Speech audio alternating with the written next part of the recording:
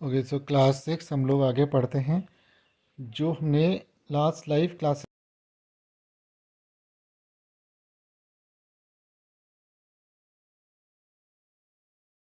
Topic होगा वो होगा हार्डनेस। हार्डनेस को कैसे फील कर सकते हैं? हार्डनेस को फील करने के लिए ऑब्जेक्ट को प्रेस करेंगे। So there are two ways. The material can be soft और material can be hard. The material which can be compressed और scratched easily will come in the category of soft materials, and which is difficult to press is come in hard. So hard materials में कौन कौन से आ सकते हैं? Cotton, sponge, ये आएंगे हमारे सॉफ्ट मटेरियल्स में। एंड आयरन, वुड, ये आएगा हमारा हार्ड मटेरियल्स में। In appearance materials can have different properties like lustre, hardness, rough और स्मूथ। ठीक है, तो इस कैटेगरी के हिसाब से हम इसको चेंज कर सकते हैं।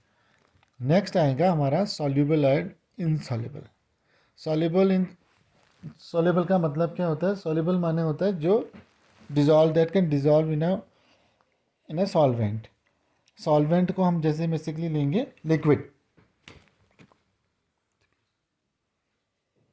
जैसे शुगर, सॉल्ट, ये सब क्या हो सकते हैं? डिजॉल्व हो सकते हैं। किस सॉल्युबल होते हैं किस में? वाटर में। जबकि चॉक पाउडर, सॉडस्ट, ठीक है, ये आपका मड हो गया, रेत हो गई, सैंड हो गई, this can not be dissolve, तो ये आ जाएंगे insoluble. Take 5 glass and beakers, fill each of them with 1/3 of water, add a small amount of sugar in the first and salt in the second subsequently, और इसको क्या करेंगे? Dissolve करेंगे। Dissolve करने की कोशिश करेंगे विद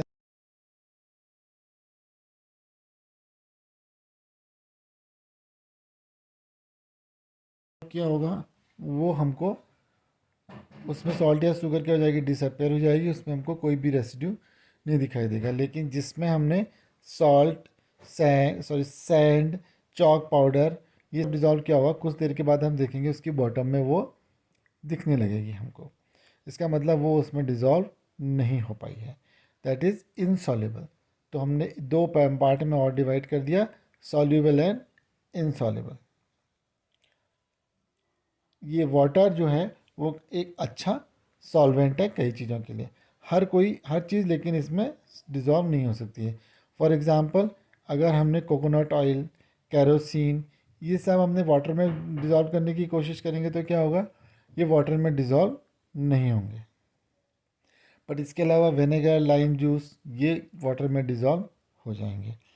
तो हर एक का सॉल्वेंट, और ज़रूरी नहीं है वाटर एक अच्छा सॉल्वेंट है, बट हर चीज़ को वो अपने में डिज़ोल्व नहीं कर सकता है। जैसे विनेगर को मिला सकता है, मस्टर्ड ऑयल को लेमन जूस को मिला सकता है, उसमें मिक्स हो सकता है इजीली। लेकिन मस्टर्ड ऑयल, कोकोनट ऑयल और कैरोसिन क्या होंगे? उसके अपर सरफेस में। क्यों? अब देखो, हमने पहले पढ़ा था कि सैंड और चॉक क्या होती है? वो इजीली डिज़ोल्व नहीं होती है, बल्कि बॉटम में बैठ जाती है। लेकिन mustard oil, coconut oil, mustard oil और केरोसिन क्या होगी? अपर सरफेस में दिखेगी। क्यों दिखाई देगी? क्योंकि वो उससे हल्की है। तो हल्की है इसलिए ऊपर दिखाई देगी, भारी चीज़ें क्या हो जाएंगी? बॉटम में।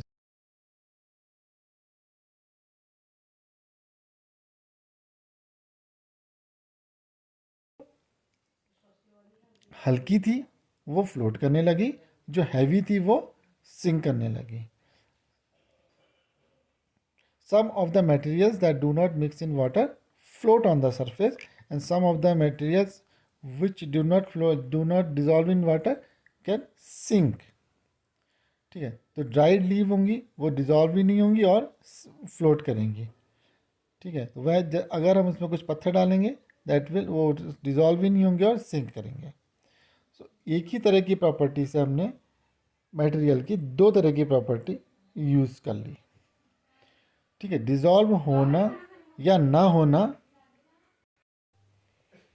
ट्रांसपेरेंसी, ट्रांसपेरेंसी का मतलब ट्रांसपेरेंट से बना हुआ है, दिख रहा है या नहीं दिख रहा है या थोड़ा दिख रहा है, ये हमने पहले शुरू में डिस्कस किया था। तो ट्रांसपेरेंसी के अंदर 3 कैटेगरीज हो जाएंगी, ट्रांसपेरेंट, ओपेक और ट्रांसल्यूसेंट। ट्रांसपेरेंट जैसे glass, water, air, some types of plastics, ये all are transparent.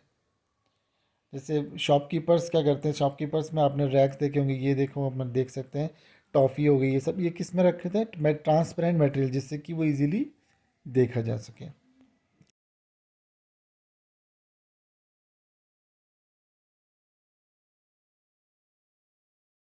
To see, these materials are called opaque materials. You cannot tell what is kept in the closed box. जैसे cardboard का बना होता है, cottons होते हैं, metal containers होते हैं, वुड कंटेनर्स होते हैं, इनके अंदर क्या रखा है हमको पता नहीं होता है, तो these are called opaque materials. ठीक है, नॉन ट्रांसपेरेंट।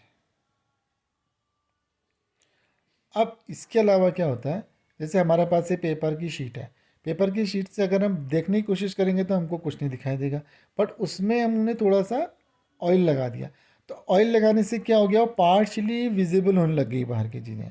तो पार्शली विजिबल जिससे होती है उसको हम कहते हैं ट्रांसल्यूसेंट। तो translucent is a state between transparent and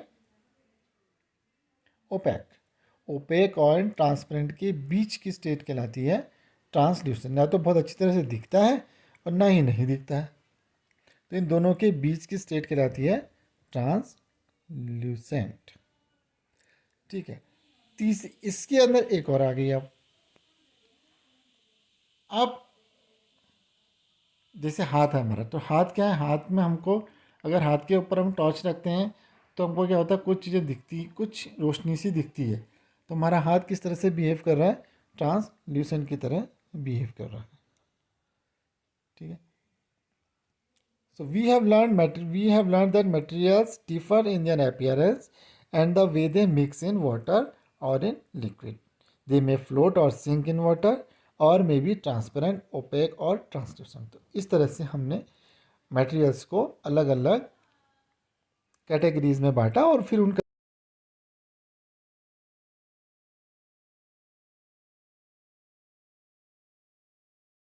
OPEC, they are translucent.